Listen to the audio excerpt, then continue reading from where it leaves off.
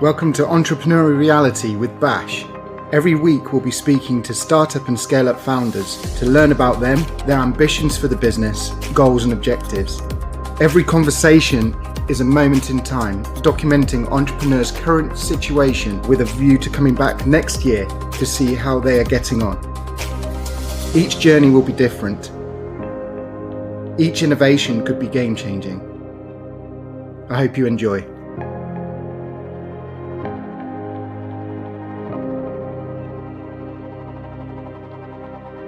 So welcome, Series 1, Episode 12. I've got Helena Chan with me today. Hi, thanks for having me. You're welcome. So an entrepreneur, somebody who's actually gone on a journey from employment all the way through to being self-employed, creating a business.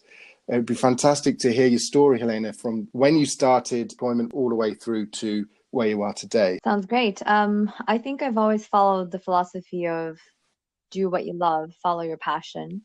And so I feel very strongly about giving back. And so the UN was sort of a natural calling for me. And so I started doing that about 10 years ago. I worked for non-for-profits, the United Nations, and it was an amazing journey. Somewhere in between that, I sort of fell in love with jewelry when I got engaged with my husband, and his colleague's father had a diamond dealer connection. So we bought it from her and I designed it with her. The craftsman does pieces for some of the top houses in the world, such as Cartier. And so I fell in love with that whole process, not realizing, sort of a bit of a guilt trip, thinking I work for the world's most vulnerable, but I like these beautiful, shiny things. But the woman whom I worked with said, you seem to really enjoy this. Have you thought about taking a course with the Gemological Institute of America? And so I sort of did that on the side. I'm a bit of a nerd. I loved learning that boron makes a diamond blue, nitrogen makes it yellow, and sort of did the course, helped my friends with their engagement rings, and it was sort of a side hobby. At one point, for my 30th birthday, my husband decided to get me a sapphire. And it took a year to find the perfect stone and then to design it and have it set, but it ended up doubling in value. And the woman who had at this point become a friend of mine said, you have a really good eye. And I sort of went, do I want to do this professionally? But I still loved what I did at the UN, still feel strongly about giving back. So wasn't necessarily ready to make that career change, but really thought about it, had a career coach. And then I had a little bit of a nudge in life. So we were in Switzerland. My husband stayed for my job. He had a job offer in London. So I thought, this is the nudge you need to take that leap of faith, because your biggest regrets in life are not the things that you've done and failed at, but the things that you didn't have the guts to try. So that's when I sort of thought, okay, I'm moving countries. I should probably use that as just a testing ground. And long story short, I worked for some of the industry's top people, stone dealers, auction houses, retail. And a few months ago, felt ready to start my own business. So I'm sort of condensing 10 to 15 years of a journey, but that's sort of the short version of that. Wow, what significant changes. So what were the differences then from serving people and working for these bodies such as the UN to a highly commercialized world of jewelry? I think the common thread from my perspective is that it's all about people. It's about humans. For me, in the humanitarian causes that I worked for was global health, emergency food aid, and it's always been about the people, their story, their journey. And for me, fine jewelry, any jewelry really, it's an expression of yourself, your personality. It's capturing that special memory. It's celebrating something. And for me, it took a long time to reconcile that they were mutually exclusive. I think I felt guilty thinking I'm helping the world's most vulnerable, but I also like very expensive high-end luxury items. But actually, what I choose to do with my sort of income is fine, and what I'm passionate about doesn't have to be mutually exclusive. I think it still comes down to humans and emotion, because for me, giving back, it's about people and being grateful that I can give back, and being in that position that, growing up in a loving family, having the ability to choose what I do. And that thread, and for me at least, fine jewelry, it's about connecting people, that emotion, and capturing that. I know it's not a very clear link, as in they're polar opposites in some ways, but that's sort of the common thread, the way I see it. When you think about humanitarian causes and fine jewelry, it might not be a sort of obvious link, but that's what speaks to me when you ask about a common thread. Thank you. So moving into the world of selling jewelry, what were your experiences within that industry itself that made you feel actually you could do more than this? You could go and then create your own business. I think it's partially the industry, but partially growing into your own skin and thinking, I want to do this in my own terms. Feeling like you've trained with the world's best and then wanting to do this, choosing to control your time, who you work with, how you work, and the freedom to do all of that, if that makes sense. Being an entrepreneur is such an amazing journey because it's scary and it's exciting.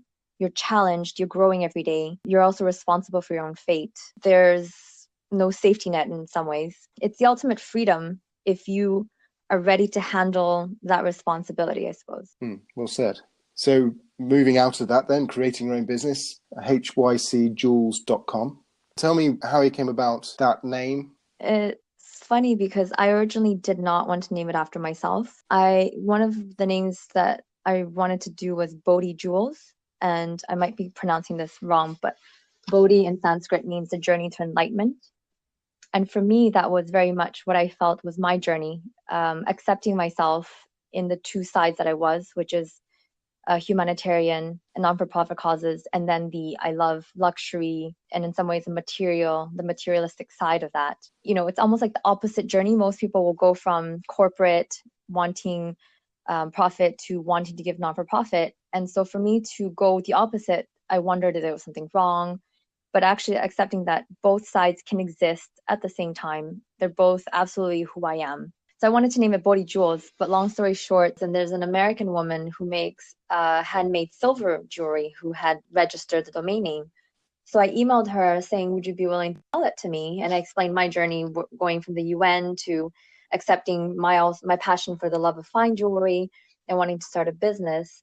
And she was very kind and said, the name Bodhi Jewels has deep meaning for me, personal and spiritual meaning, so I'm not willing to sell it, but I wish you best of luck in your journey. And so I consulted with a couple of IP lawyers, and they said, because there's that name already in your industry, they recommended I don't choose that name. So in the end, I named it after myself with my initials. Well, at least you'll be creating a legacy, and you can demonstrate your belief and your passions and meaning through your actions and your name. I think that'd be very powerful. Yeah. And so, is this what you truly want to do? I know that a number of entrepreneurs have many projects that they want to address and deliver upon. I myself have a number of activities that have on my mind. So spending the right time in the right place, focusing on these different projects can be a bit of a challenge. So with yourself, where are you at in terms of your entrepreneurial journey? That is such a great question. For me, HYC Jewels is a passion project. I absolutely love it. It's probably not good business practice to say this, but I've never been about the money. Even, I come from a humanitarian background. We measured success by lives saved, children vaccinated. And for me, it's like if I can bring joy and if I can help create something beautiful while, not going bankrupt and making a little bit of profit, I'm absolutely happy with that. So I intend to continue this business for as long as it makes sense. And in the meantime, I'm also a doer. So I'm figure out how much of my energy goes into other projects. I volunteer during my free time because I still feel strongly about giving back. I mentor women. I'm also starting a parallel business, potentially with a luxury item with dog collars. I'm sort of dabbling into angel investing as well. I'm super analytical. I love sort of digging into the numbers and the decks and sort of asking the strategic questions. I'm also trying to learn to slow down, which is very hard for me. So the HYC Jewels will exist, but I think being a very ambitious person, it's very hard for me to say it's okay if I don't grow it at 2000% in the first year and that I'm turning over X profit, as long as I feel like I'm making progress and living a balanced life and doing other things that are important to me. That's sort of the balance I'm trying to find. That's interesting. And with regards to the jewelry itself, with my technology background, I'm aware of technology wearables that are actually jewelry for women fashion. Have you had any thoughts around that direction, or would it be purely the high-end jewelry? For the time being, it's fine jewelry in the classic sense. I had a vision, and I'm still sort of debating how far down that road I take, which is to create a platform so that you can customize it and personalize it online as much as possible. Right now, it's very labor intensive. We sit down, we do a consultation, we talk about the special occasion, either the stone that you're looking for or the color scheme, the design. I go out and find potential stones, sit down with you again, we take a look. It's a wonderful process because it's interactive and the person is creating that piece with me. But sort of the practical person in me says that's not scalable. So I was debating creating this platform. But if I'm honest, I think that it's a passion project and I love the interaction with people. And so part of my debate is then, do I just keep this as it is, as a very labor intensive passion project, and do it in parallel with something else that's probably going to actually provide the lifestyle that I want? I'm trying to find a balance between not being overly ambitious and being happy with organic growth with HYC Jewels, and then maybe finding something else that I can monetize more quickly. If you were to establish significant wealth through the sale of the high-end goods and still service the people through humanitarian work, leveraging the additional revenue that you've generated, there's a very complementary sort of business for good approach. Have you had any thoughts around how you can drive greater humanitarian aid through the businesses that you're building? I think that's twofold. That's a great question. Because of who I am and sort of my DNA, giving back is something I automatically feel very strongly about. So it's not a question about if I do it, it's how and when. So if the business scales up to a level that I can, it's going to be either a certain percentage of the profits, or, this is hard, this is a bigger challenge, but the sourcing of the stones or the metal, the craftsmanship, where it's made, all of that for me is an automatic thought. Ideally, it gives back, but at the very least does not harm. That's sort of the basic principle. And then through my journey of working in the humanitarian industry and now in the luxury industry, I've also realized that your full-time job doesn't need to be giving back, in the sense that I quote unquote selfishly focus on building the business and then volunteering during my free time, because that's still me giving back in my own level while building the business to the level that someday can give back from the business directly, if that makes sense. Good cause. In addition to that, you mentioned around mentoring women. Could you give me a little bit more insight into how you've done that in the past and how you're thinking about doing that in the future? Absolutely. I think it's a man's world, if we want to be frank. It's changing, and I'm grateful for the women before us who've paved the way, and what we take for granted today isn't what they could take for granted. And I've had some incredible female mentors in general, but female mentors who helped me when I was at a crossroad or when I was facing a challenge. I remember when I was a student and asking one of my mentors, "You've been amazing. Can I pay you back? I'm sort of a young, poor student." And she said, "Don't worry about paying me back. Pay it forward when you are able to help someone else." And I feel that as women, we should really help each other as we're growing, pull each other up. And so for me, it's been through similar things that I was given, mentoring women or young girls who are just graduating from university, helping them through walking through challenges that they're facing, giving them book recommendations and discussions, negotiating better salaries. I had interns that we then hired as consultants, and I thought, this woman is great. I'm going to fight for her salary.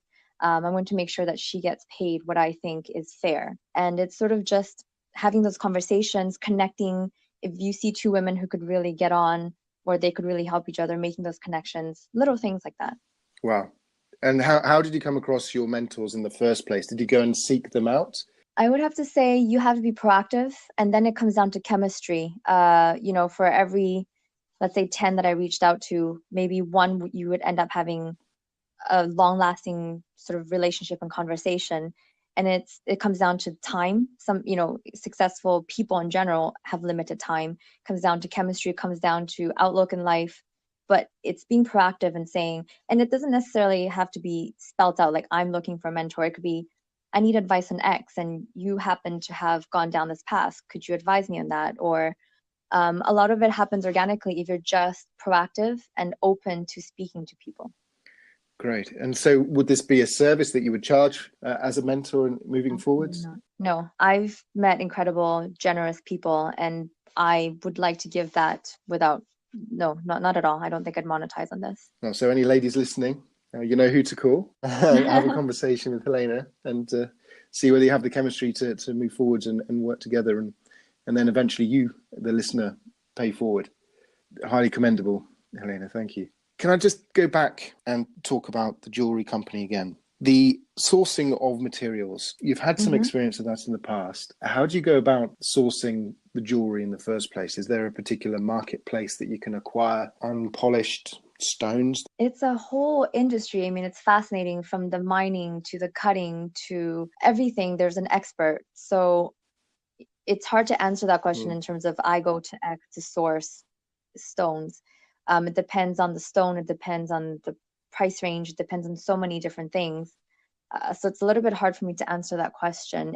The industry is very traditional in many ways, and it's all about trust. So your reputation is absolutely key. And, often people will hand over a very expensive stone with nothing but maybe a signed piece of paper. So, it's based on trust, and it's based on your reputation.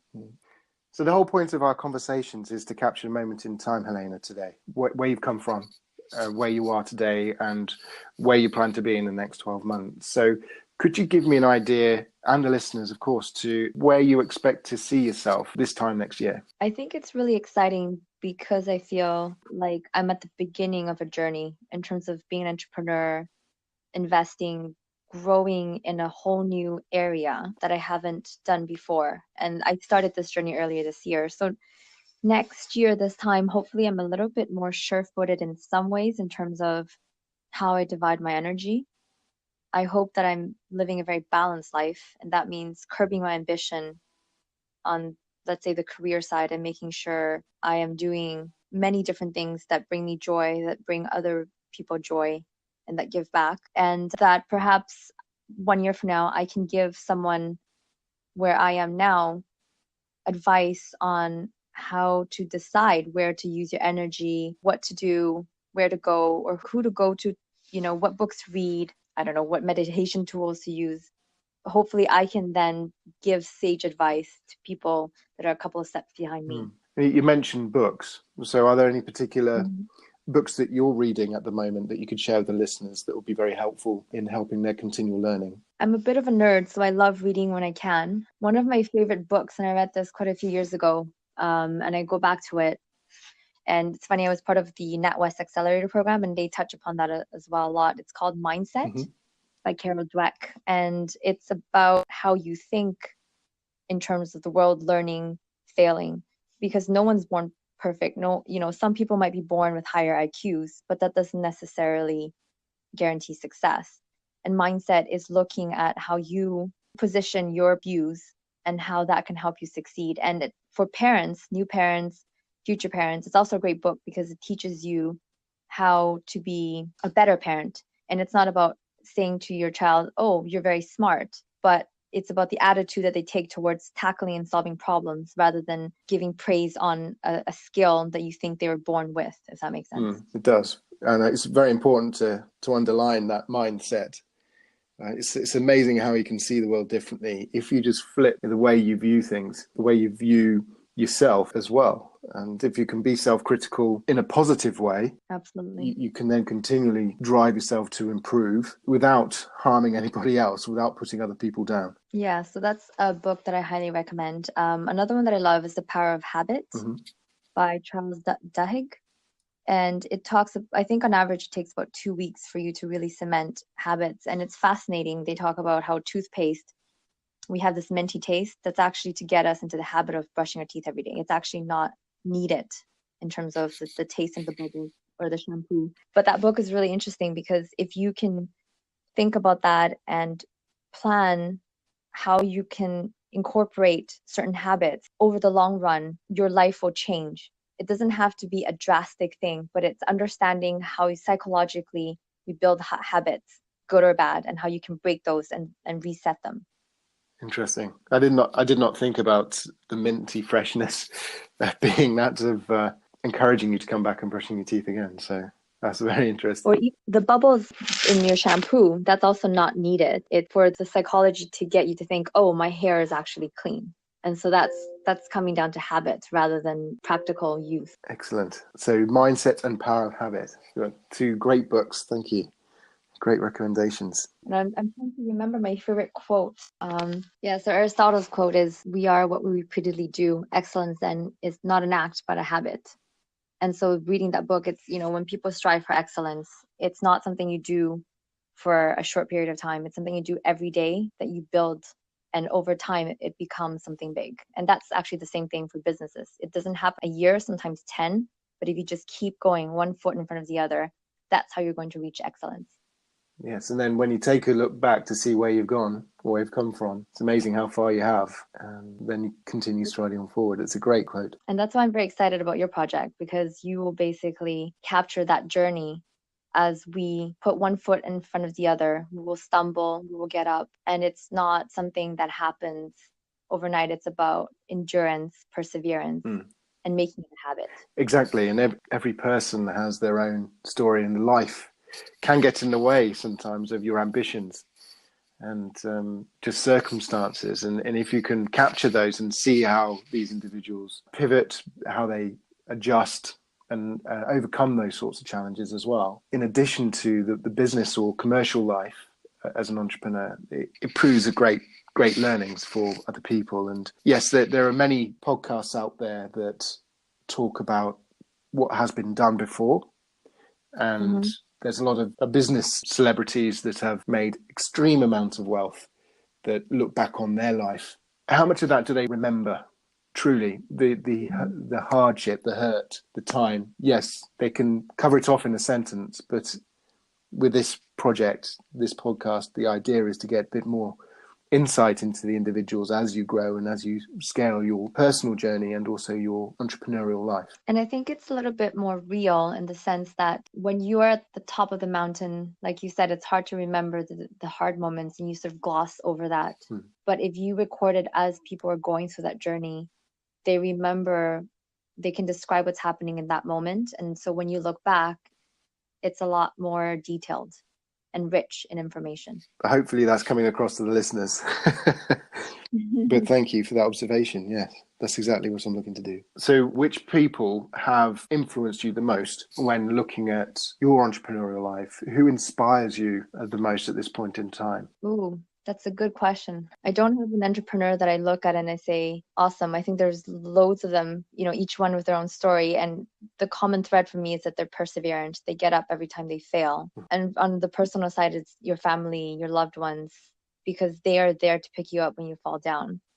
And so I'm sorry, I don't have like one individual to name. I think it's your ecosystem and your environment. Yes, your family and your friends that can pick you up when you're down. That they push you on. They challenge you as well at times. Your family knows you best. They know you at your best, at your worst.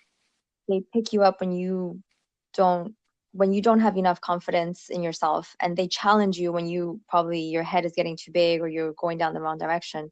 They will probably tell you what you don't want to hear, but they usually have your best interest at heart. So they're your biggest cheerleaders. And what I'm intrigued about actually is I don't want to go into too much detail, but the relationship with your husband, where he got an opportunity to go to London for his career. You moved with him, and you saw that as an opportunity for yourself to build a business.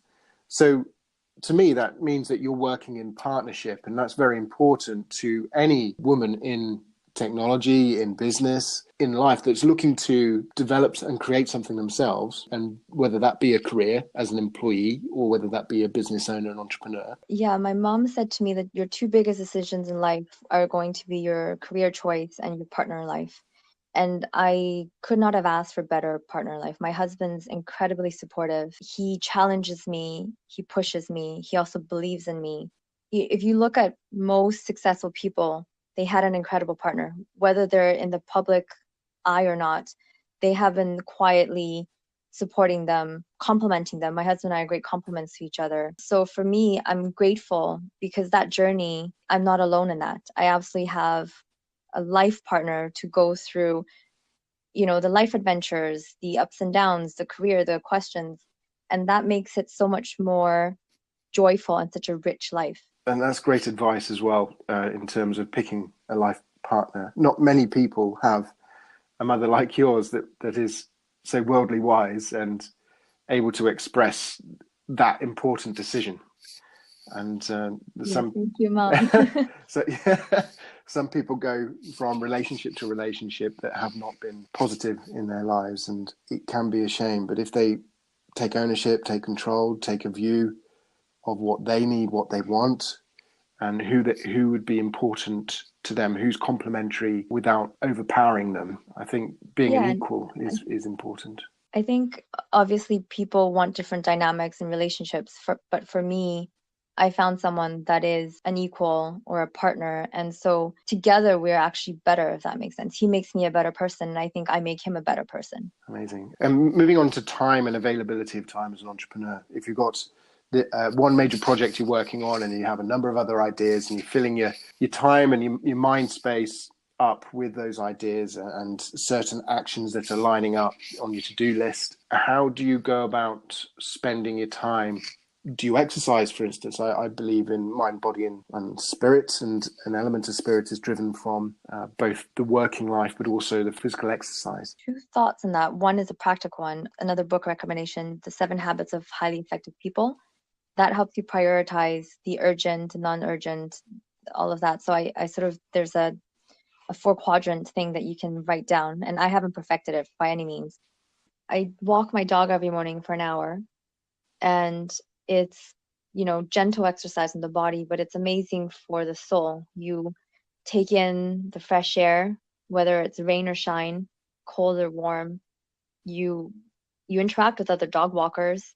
You spend quality time with your dog, probably a friend if you're walking your dog with your friend. And it's just time to sort of enjoy and smell the roses. I hear you. When I was living at the in-laws, and they were very fortunate to have quite a big rolling fields out the back, out of their gates, and they've got a border collie. And I took him on a walk on occasion. And yes, it is very uplifting, is probably the word I'd use, to walk with nature, with your dog, and have time to think, breathe in the fresh air, and just reflect.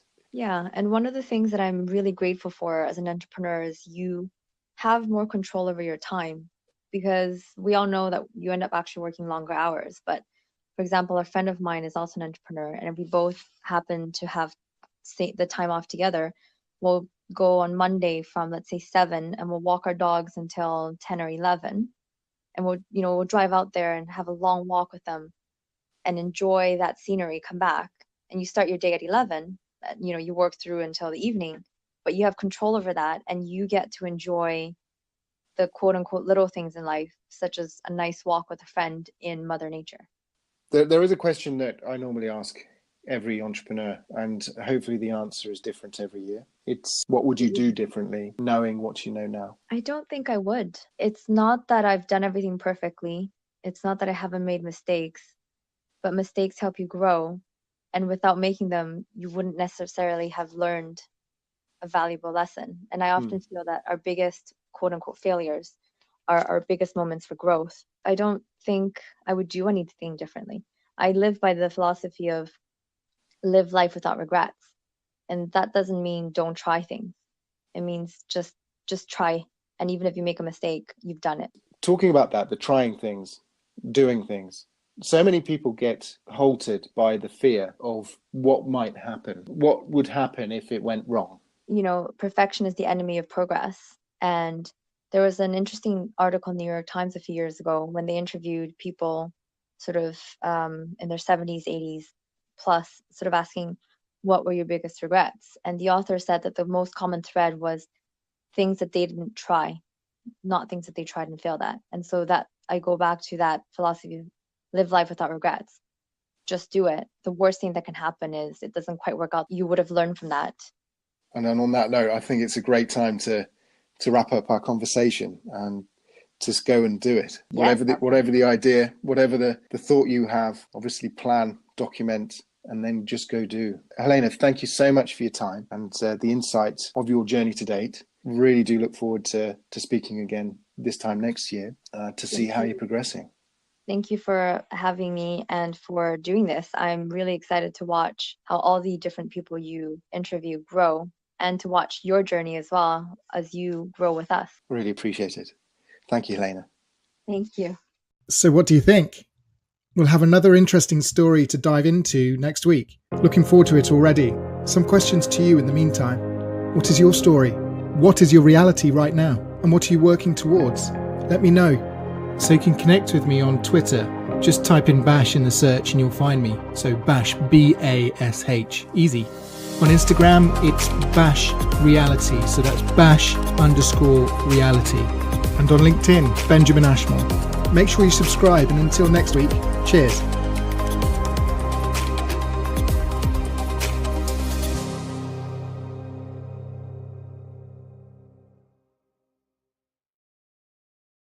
The podcast you just heard was made using Anchor.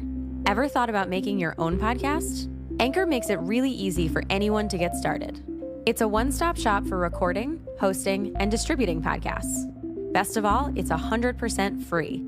Sign up now at anchor.fm/new. That's anchor.fm/new to get started.